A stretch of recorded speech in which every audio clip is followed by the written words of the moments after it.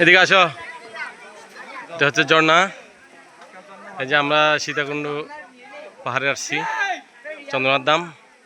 এখন বর্ষার না থাকার কারণে ঝর্ণার পানি খুবই কম করে পড়তেছে। এই যে কম করে পড়তেছে। ঝর্ণার সামনে গিয়ে একটু দেখা।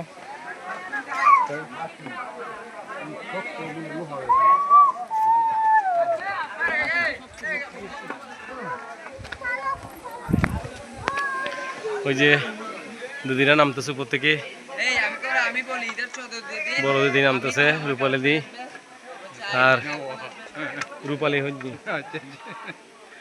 হচ্ছে আমাদের পুষ্পিতা মামনি নামতেছে অনেক কষ্ট করে। এই যে অপূর্ব আসছে,